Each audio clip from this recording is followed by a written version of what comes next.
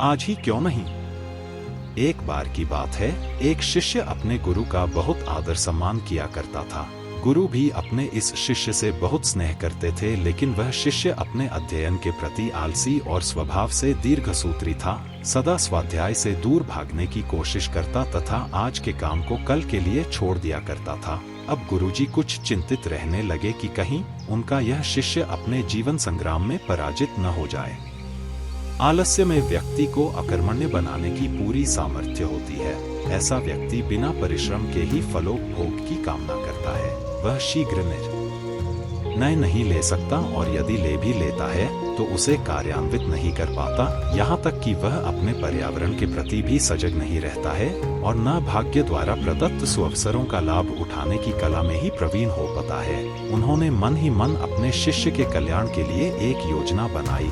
एक दिन एक काले पत्थर का एक टुकड़ा उसके हाथ में देते हुए गुरुजी ने कहा, मैं तुम्हें यह जादुई पत्थर का टुकड़ा 2 दिन के लिए देकर कहीं दूसरे गांव जा रहा हूँ। जिस भी लोहे की वस्तु को तुम इससे स्पर्श करोगे वह स्वर्ण में परिवर्तित हो जाएगी, पर याद रहे कि दूसरे दिन सूर्यास्त के पश्चात मैं इसे तुमसे वापस ले लूंगा।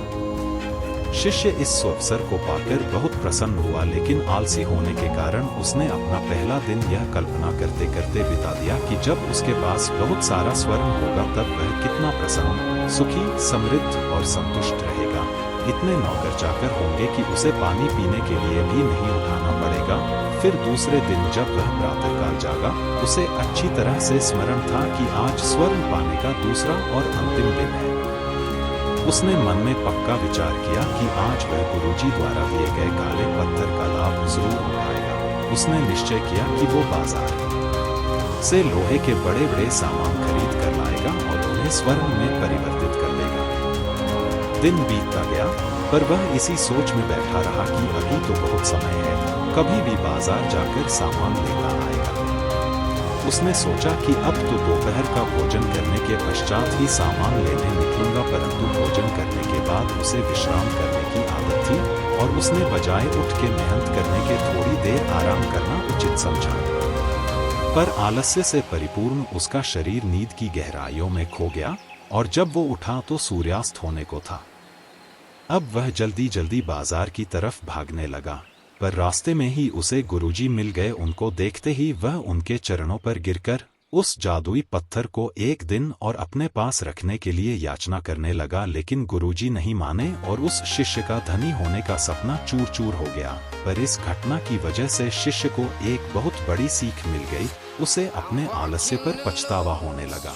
वह समझ गया कि आलस्य उसके जीवन के लिए अभिशाप है और उसने प्रण किया कि अब वो कभी भी काम से जी नहीं चुराएगा और एक कर्मठ, सजग और सक्रिय व्यक्ति बनकर दिखाएगा।